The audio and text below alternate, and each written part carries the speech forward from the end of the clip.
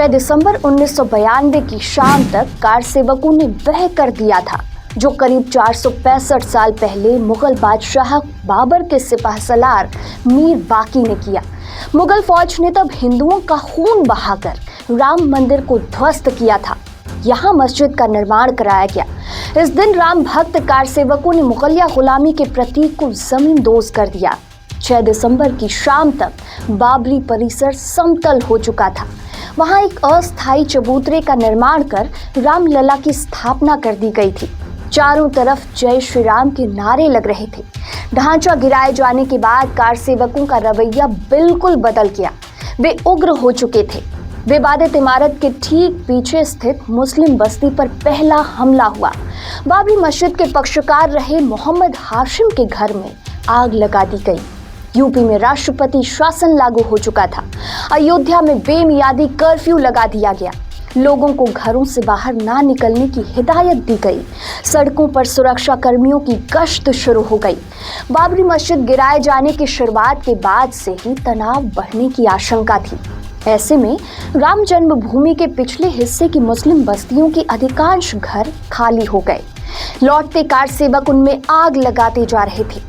बाबरी विध्वंस की खबर फैलते ही देश के कई हिस्सों में सांप्रदायिक माहौल गर्मा गया। आंध्र प्रदेश, असम, बिहार, गुजरात, राजस्थान, मध्य प्रदेश और हिमाचल प्रदेश में सेना को अलर्ट रहने का आदेश दिया गया।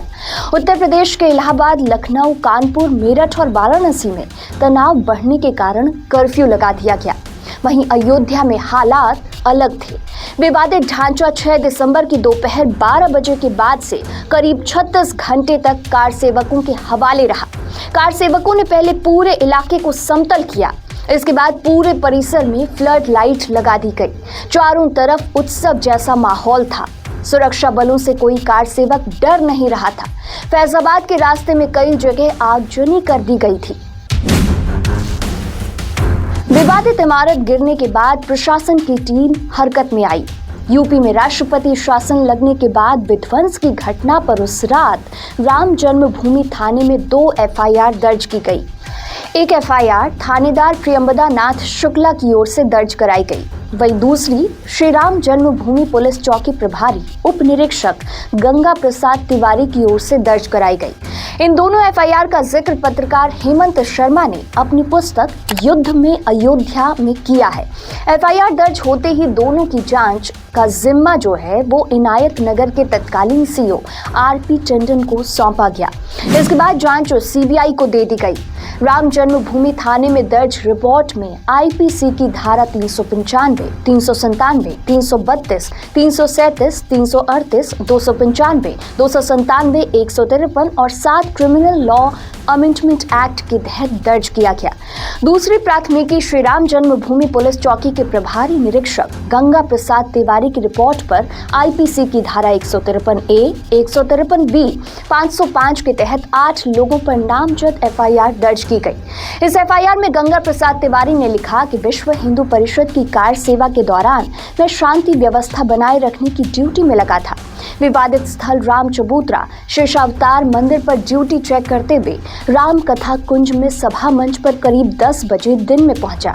वहीं विश्व हिंदू परिषद के महामंत्री अशोक सिंघल, संयुक्त मंत्री गिरिराज किशोर और लाल कृष्ण आडवाणी, मुरली मनोहर जोशी, विष्णु हरि डालमिया, फैजाबाद के सांसद एवं बजरंग दल के संयोजक विनय कटियार, सांसद उमा भारती, साध्वी रतांबरा आदि मंच पर बैठे थे। एफआईआर रिपोर्ट में गंगा प्रसाद तिवारी ने लिखा कि राम कथा कुंज के मंच पर इन वक्ताओं ने अपने उत्तेजनापूर्ण भाषणों से कार सेवकों को उत्तेजित कर दिया। उनका नारा था, एक धक्का और दो, बाबरी मस्जिद तोड़ दो, मुगलकालीन गुलामी के प्रतीक इस खंडवार को ध्वस्त कर दो। उनके उत्तेजनापूर्ण भाषणों से कार सेवक उत्तेजित होकर बीच बीच में विवादित नारा लगाने लगे। उनका एक नारा था, रामलला हम आएंगे, मंदिर वहीं बनाएंगे। इन नेताओं के भाषण में मस्जिद तोड़े जाने पर बार बार इशारा किया गया। इसके परिणाम स्वरूप लाखों कार सेवकों ने धावा बोलकर विवादित भवन को ढहा दिया। इससे राष्ट्रीय एकता को गंभीर आघात पहुंचा है। इस घटना को मौके पर तैनात पुलिसकर्मी, अधिकारी, कर्मचारियों के अलावा श्रोता, पत्रकार आदि ने देखा और सुना। इस मामले में रिपोर्ट लिखकर आवश्यक कार्रवाई की जाए। बाबरी विध्वंस की प्राथमिकी के तहत नेताओं की गिरफ्तारी की प्रक्रिया शुरू हुई। एफआईआर के आधार पर लाल कृष्ण आडवाणी, विष्णु हरि डालमिया, अशोक सिंघल, मुरली मनोहर जोशी, उमा भारती और विनय कटियार 8 दिसंबर को गिरफ्तार किए गए। उन्हें माता टीला डैम ललितपुर के गेस्ट हाउस में रखा गया। 10 जनवरी को इन नेताओं को सीजेएम ललितपुर आर यादव की कोर्ट में पेश किया गया। जज आर यादव ने 10 जनवरी 1990 की शाम 6 बजे फैसला सुनाया। जज ने सभी आरोपियों को बिना शर्त ससम्मान रिहा कर दिया। जज ने अपने 6 पेज के फैसले में कहा था कि सरकार एफआईआर के संबंधों में प्राथमिक साक्ष्य पेश करने में असमर्थ रही। राम मंदिर आंदोलन में आगे की कड़ी के लिए जुड़े रहिए हमारे साथ। देखते रहिए पंचतत्व। नमस्कार।